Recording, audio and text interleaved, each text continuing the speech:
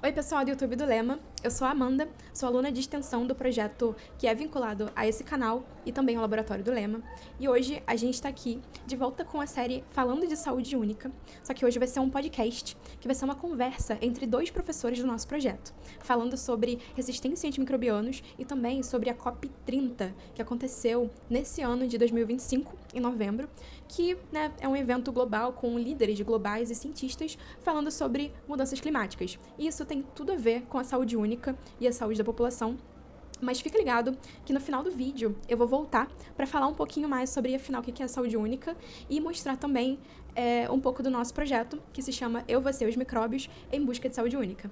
Então eu tô aqui hoje com o professor doutor Aloysio Cerqueira e o professor doutor Felipe Piedade Neves, que são ambos professores da UF, a Universidade Federal Fluminense, aqui no Rio de Janeiro, e eles são também professores do Departamento de Microbiologia e Parasitologia. Então, sem mais delongas, fiquem com o vídeo, aproveitem essa conversa riquíssima e daqui a pouco eu vejo vocês. Bem, boa noite a todos que estão nos assistindo nesse momento. Como a Amanda falou para vocês, a gente fez uma gravação anterior, mas à medida que esse vídeo está sendo apresentado, nós estamos também participando no chat e qualquer curiosidade, dúvida, opinião, é só colocar no chat que a gente vai interagir via chat. Queria agradecer a presença do meu colega, o Felipe, e colega já há quantos anos? 16 anos? 17 quase. 17 anos aqui na casa. Tive a felicidade de estar na banca do concurso que o admitiu aqui. E com ele a gente vai conversar sobre o tema já introduzido aí pela Amanda. Essa gravação está sendo feita durante os dias da COP, por isso até a gente dá esse destaque. O mundo está pensando nisso, espero que aqueles que têm o poder de decidir passem a pensar. E a gente vai comentar, então, o aspecto da resistência microbiana, as mudanças climáticas. Será que as coisas têm a ver? Essa é a nossa proposta, conversar sobre isso. E vai ser uma conversa bastante aberta, simples, sem nenhum grande esquema.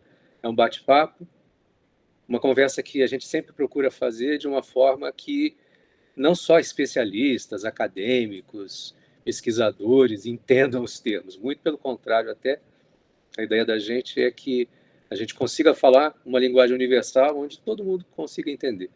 E a intensidade dos problemas que estão acontecendo nos últimos anos tem feito toda a sociedade aprender muita coisa que não sabia, né? Se hoje a gente sabe muito mais, em princípio e em grande parte é consequência dos desafios que a gente teve nos últimos anos, com a pandemia e outros, né? Felipe, a palavra está contigo e a gente vai batendo papo aí, conversando.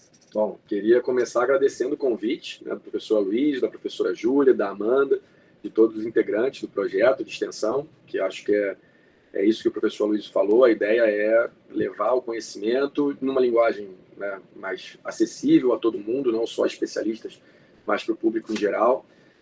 O tema ele está muito atual, né? Eu acabei de voltar de 2 congressos científicos, né, o Congresso Brasileiro de Microbiologia e o Congresso Brasileiro de Medicina Tropical, e os eixos temáticos centrais dos 2 congressos foi a mudança climática, né? Foram as mudanças climáticas e trazendo desafios para um desenvolvimento sustentável, né? O que essas mudanças vão implicar ou já estão implicando na emergência ou reemergência de doenças infecciosas, enfim, então é um tema extremamente atual e oportuno em relação à COP30, que está acontecendo nesse momento em Belém do Pará, e por isso a gente vai discutir um pouquinho diferentes aspectos focados na microbiologia, mas que trazem desafios para todos nós.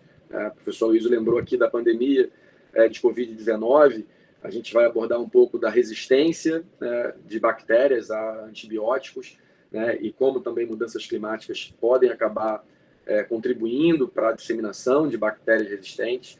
Então, acho que é uma oportunidade bem interessante da gente discutir vários desses aspectos.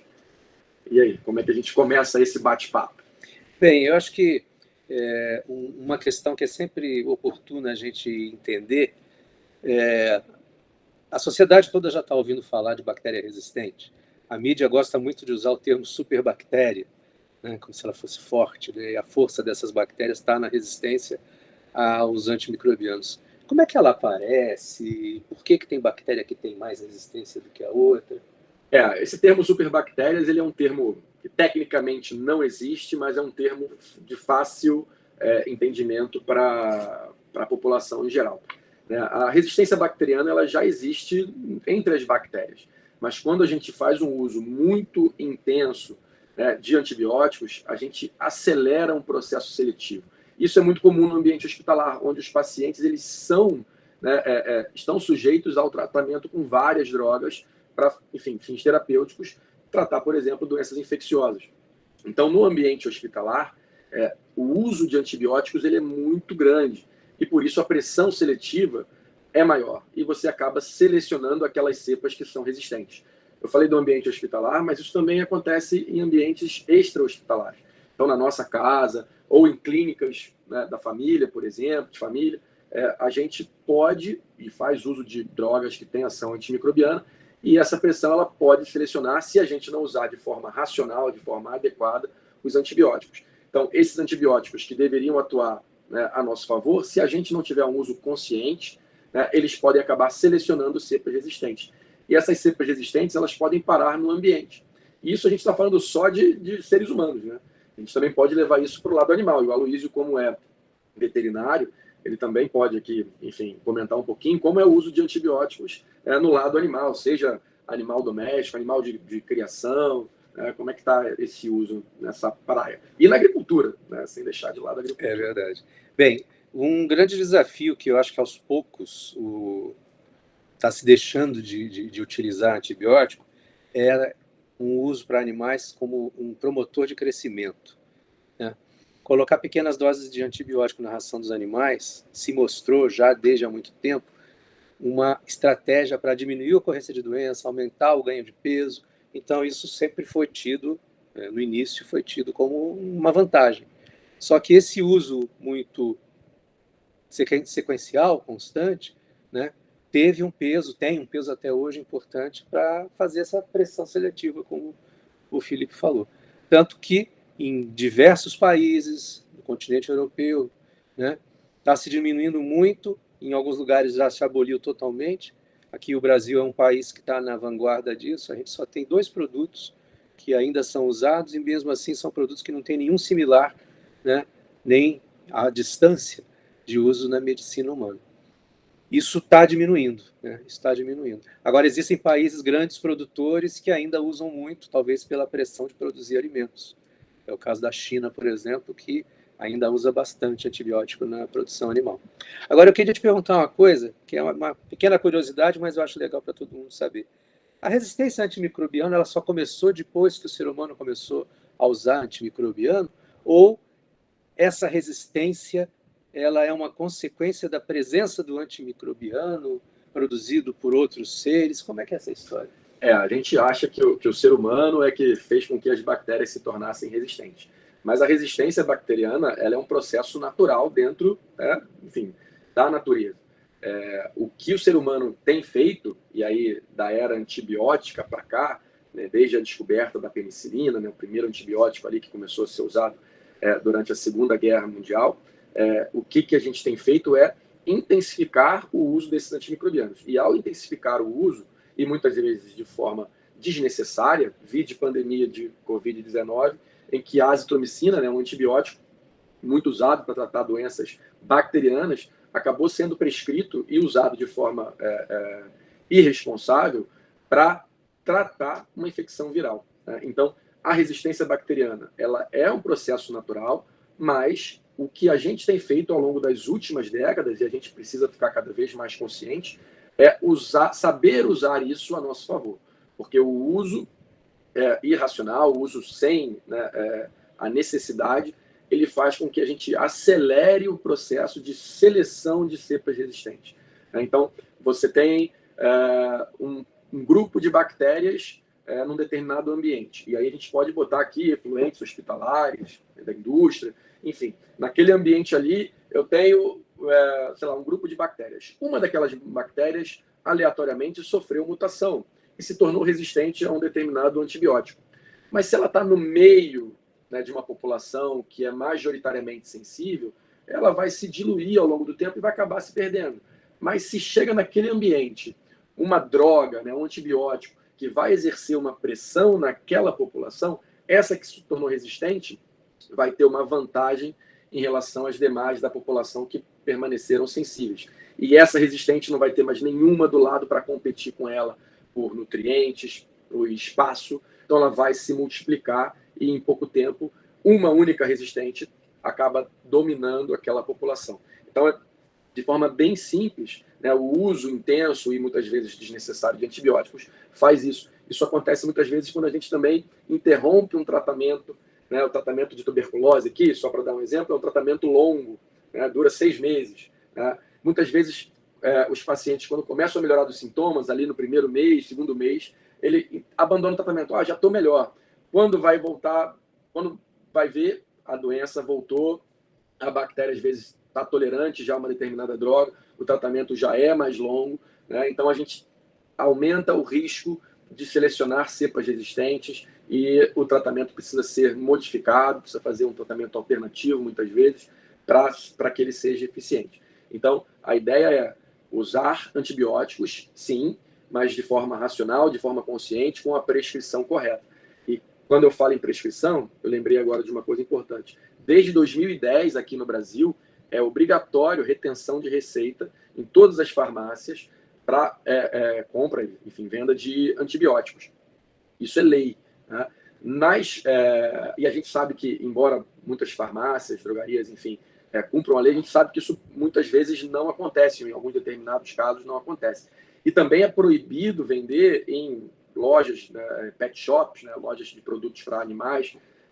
Também é proibido vender produtos à base de antibióticos sem uma indicação correta pelo médico veterinário. E esse controle é mais frouxo do que ainda é o controle para farmácias, drogarias que atendem, né, os seres humanos. Então, veja só, o desafio, a gente já comentou aqui da pecuária, né, criação de animais, a gente já comentou aqui de animais domésticos, a gente já comentou de seres humanos, de ambiente hospitalar ou de ambiente, né, extra-hospitalar, e o despejo disso no ambiente. Ou seja, exatamente as 3 esferas de uma só saúde, ou da saúde única, né? Humano, animal e ambiente. Se a gente só focar num desses pilares, não é suficiente. E a gente vive num mundo antropocêntrico, em que o homem, né, o ser humano, né, melhor dizendo, seria o centro do planeta. Na verdade, a gente até é o centro do planeta quando o objetivo é estragar, né, o planeta Terra. Mas a gente depende dele. Então, a gente precisa olhar de forma diferente para o planeta, para os animais, para ter um desenvolvimento sustentável. Dizem também que a natureza pode demorar, mas ela sempre responde. Né? Exatamente. E a gente tem visto umas respostas da natureza meio enfesadas. Né? E são cada vez maiores e principalmente mais frequentes. Porque muita gente fala, mas grandes desastres sempre aconteceram. De fato, sempre aconteceram. Mas agora eles estão ficando cada vez mais frequentes. Né? E isso, existem dados que mostram isso, essas mudanças climáticas, elas têm impactado diferentes áreas, enfim, de produção, de saúde, e migração de populações, aquecimento, né, global, fazendo com que determinados vetores se adaptem em regiões que não eram comuns no passado. Enfim, então a gente pode agora até trazer alguns exemplos nesse sentido, de como as mudanças climáticas elas têm afetado, né, a população. Ou podem afetar ainda mais a população se nada for feito. Dando um exemplo de uma aula que eu dei semana passada, comentei com os alunos, lia o material para falar, e tinha ouvido uma reportagem no dia da aula que a cidade de Buenos Aires, que tem uma temperatura bem baixa, né, mais baixa que a temperatura dos nossos estados da região sul. Hoje em dia, no período de verão, está sendo assolado pela dengue. A dengue já se estabeleceu lá, né? Uma doença de país tropical quente. E agora em Buenos Aires já está tendo condição para manter o vetor, o mosquito e tal.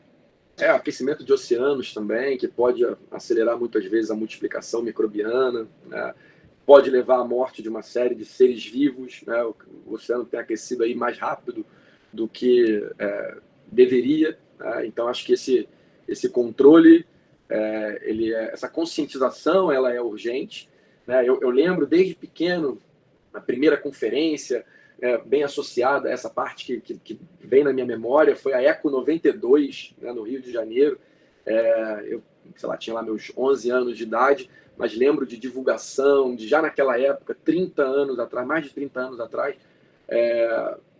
a tentativa de conscientizar a população. E quando a gente observa aí, depois desse tempo todo, muita gente ainda nem acredita, né, no aquecimento global. Né? Eu já falava desde a escola de efeito estufa, né, e parece que as pessoas simplesmente esqueceram, enfim. Então eu acho que campanhas de conscientização, políticas públicas para levar essas informações para as escolas, para as pessoas que tomam a decisão, né? Então os políticos, né, que comandam os diferentes setores da sociedade, enfim, eu acho que essa conscientização e essa é a oportunidade que um evento do tamanho da COP30, né, traz. Você trazer gestores políticos para dentro de comunidades, e acho que foi muito oportuna a COP30 ser em Belém, dentro da região amazônica, para que haja uma inserção, né, e uma imersão, melhor dizendo, de pessoas de países e culturas diversas dentro de um ambiente que é crítico para o planeta todo, né, como a região amazônica e a floresta amazônica São coisas que a gente não sabe até o dia que a gente ouve e aprende. Como, por exemplo, toda a água da região sul vem da Amazônia. Só que ela vem pelas nuvens, né? A evaporação da Amazônia que vai garantir a água das chuvas da região sul. Imagina. Eu não sabia disso. Incrível, né? Bem, um detalhe que eu queria aproveitar e falar é que esses problemas, eles às vezes são meio que quantificados pelos cientistas, né?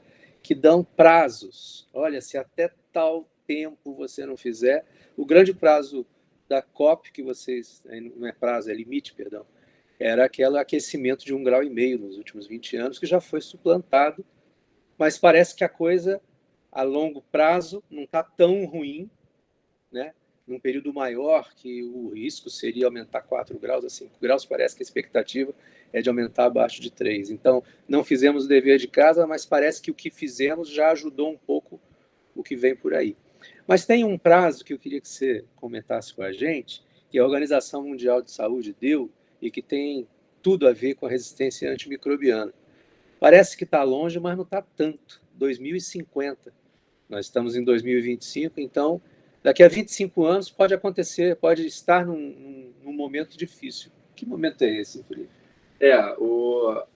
Uma estimativa aponta, uma estimativa até mesmo antes da pandemia de Covid-19, de que até 2050, mortes causadas por bactérias resistentes a antibióticos seriam maiores até do que outras mortes, como, por exemplo, causas de câncer, né? Então, a gente conversa com vários especialistas na área, e quem é da área de bacteriologia ou de resistência é unânime em dizer que a gente vive uma pandemia de resistência a antibióticos, né? E essa pandemia, ela não tem tido nenhum progresso, pelo menos para a gente tentar evitar isso.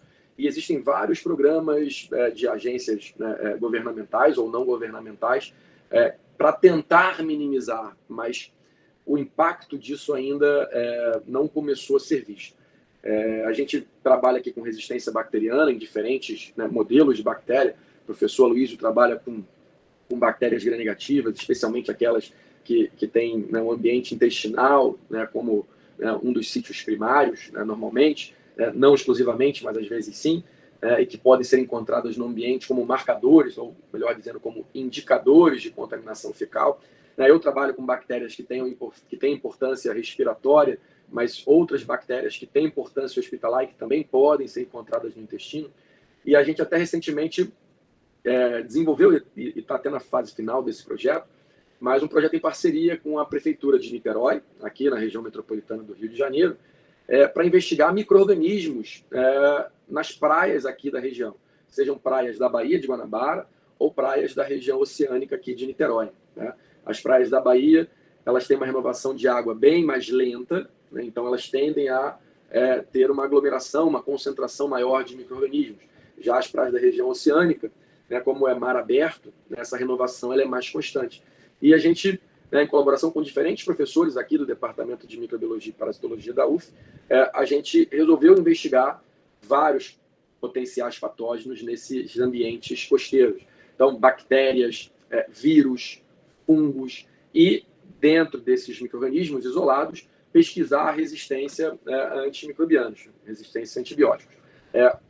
Trazendo até alguns dados aqui, né, vou até usar uma cola rápida aqui, a gente pesquisou entre junho de 2022 e novembro de 2023, 3 pontos, né, praias de Caraí, Piratininga e Jurujuba, né, e nesses 3 pontos a gente fez uma coleta em cada região por mês, né, e a gente também coletou mexilhões, porque os mexilhões, como eles filtram, né, a água, eles podem acabar concentrando micro-organismos e facilitar a detecção de determinados, né, agentes com potencial infeccioso, né?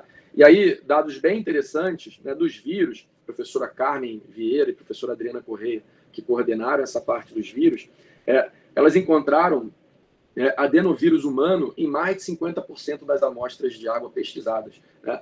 E elas encontraram esse vírus, inclusive em águas consideradas próprias para banho, né? Os testes normalmente que são feitos, né, usando indicadores, normalmente usam coliformes, né, que são bactérias específicas, e aquelas águas estavam próprias para banho, né? Mas vírus que causam diferentes infecções, inclusive infecções intestinais, foram encontrados ali, mostrando que a gente pode usar outros indicadores, outros micro-organismos indicadores para avaliar a qualidade, ou de repente deveria usar para avaliar a qualidade da água.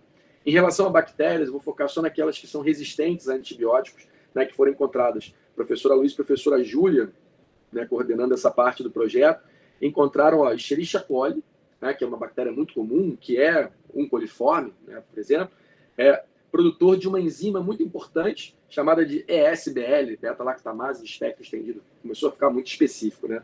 Mas, enfim, ESBL, esse gene que modifica uma enzima, né, que degrada uma determinada classe de antibióticos. Então, 4,6% das amostras de Escherichia coli produziam essa enzima, né? Outra espécie muito importante no ambiente hospitalar, Klebsiella pneumoniae, né?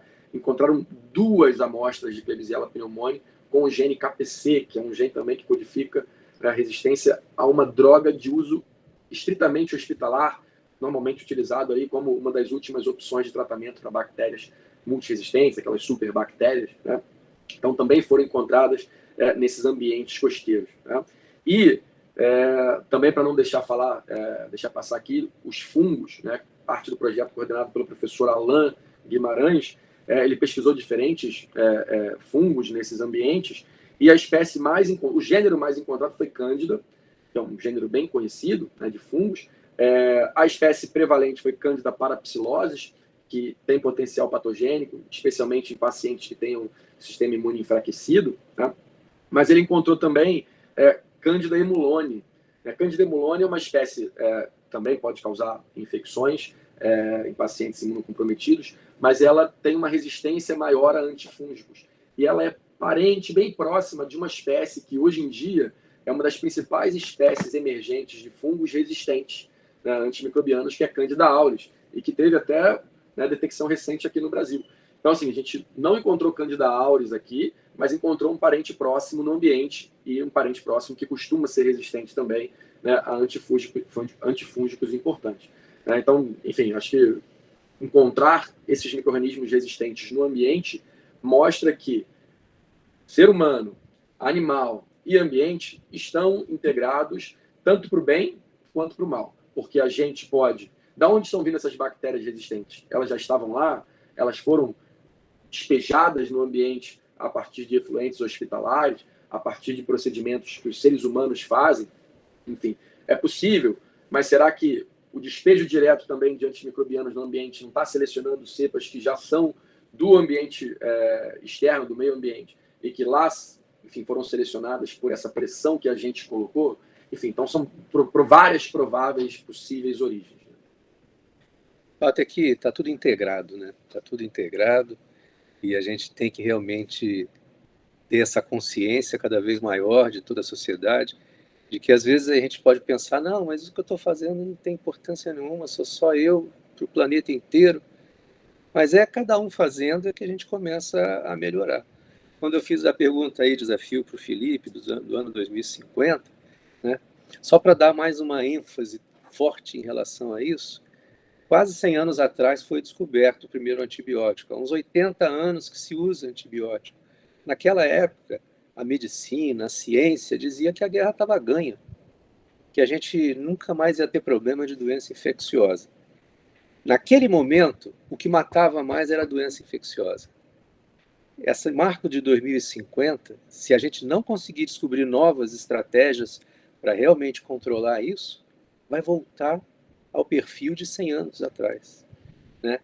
O ser humano vai morrer mais de doença infecciosa do que de doença cardíaca, doença tumor, doenças que são comuns às pessoas que vivem mais.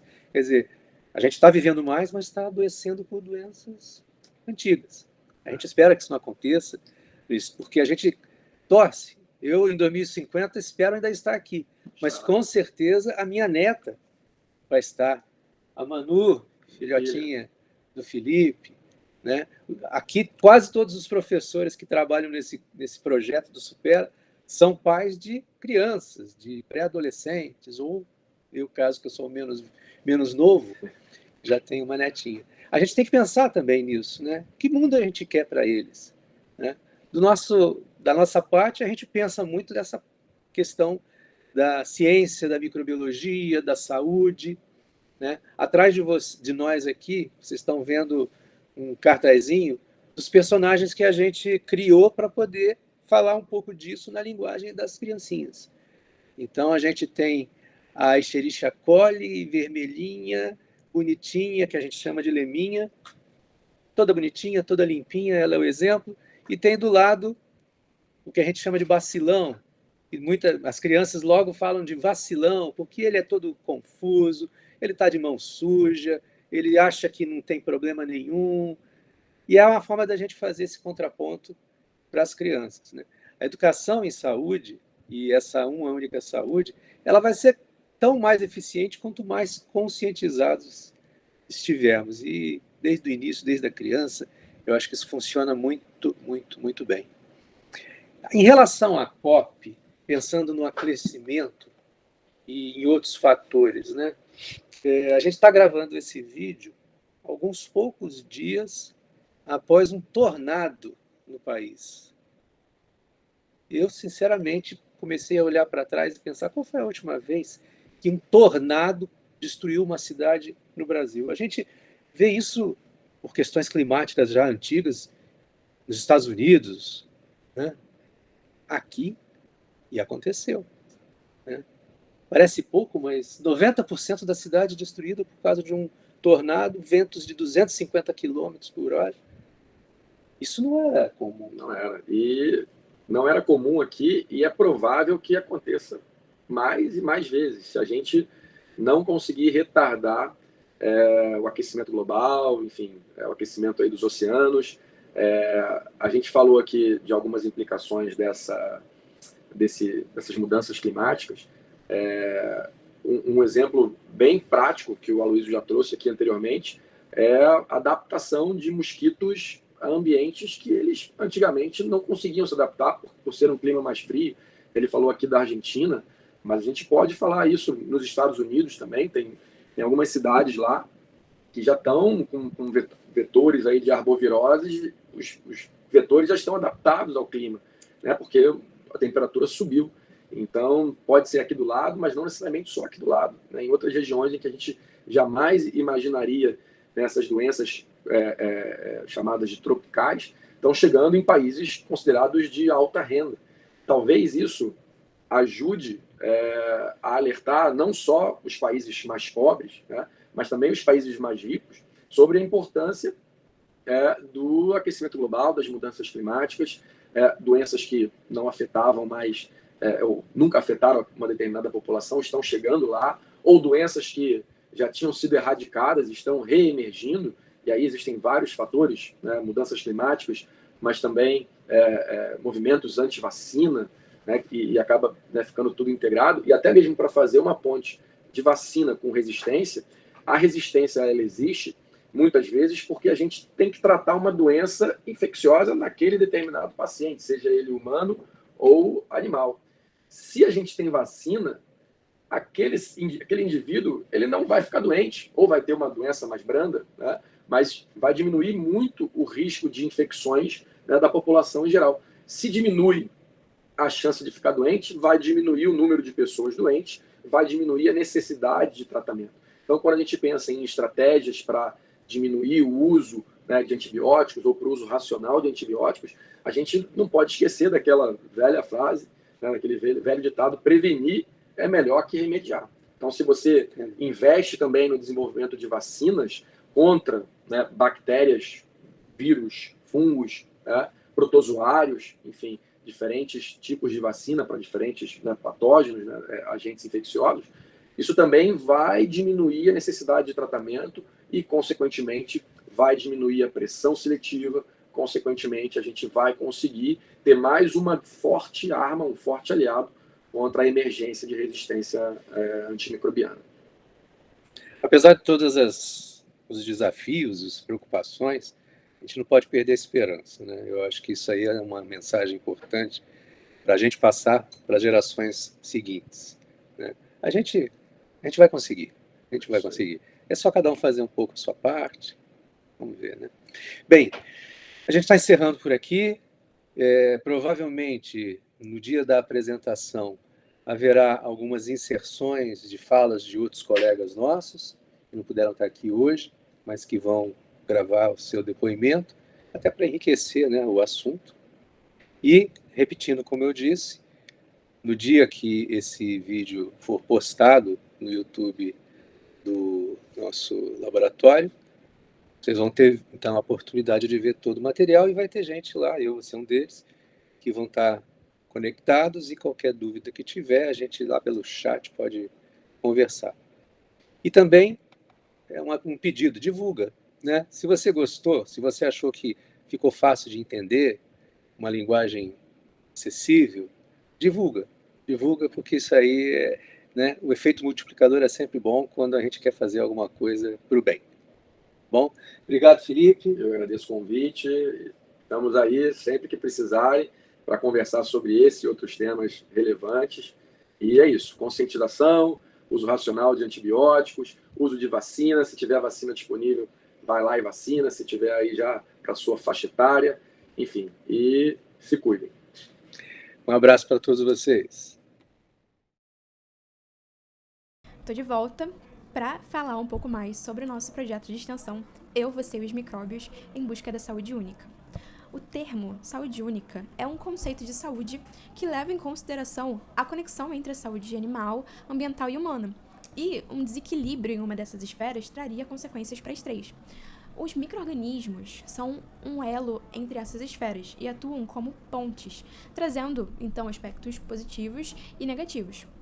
Relacionado à saúde única, a saúde da microbiota é, então, uma busca pela harmonia e equilíbrio com os micro-organismos presentes em humanos, animais e no meio ambiente, a fim de prevenir efeitos prejudiciais de espécies patogênicas, que são aquelas capazes de causar doenças.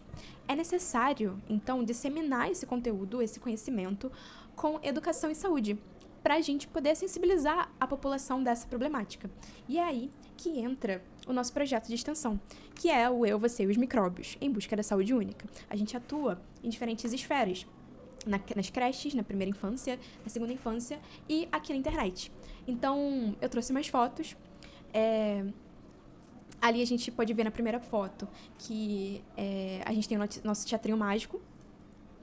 Fotos. Ali na primeira foto a gente pode ver o Teatrinho Mágico, que foi uma das creches que a gente foi esse ano. Também as crianças ali no ensino fundamental, olhando as placas inoculadas. E a nossa atuação nas redes sociais, no Instagram e, né, agora aqui no YouTube. As divulgações das ações acontecem pelo Instagram do Laboratório do Lema e do projeto. E na descrição eu vou deixar mais informações, como os integrantes do projeto e links para que vocês possam encontrar a gente. Muito obrigada pela sua atenção e fica ligado no canal que a gente vai voltar com outros temas. Tchau, tchau.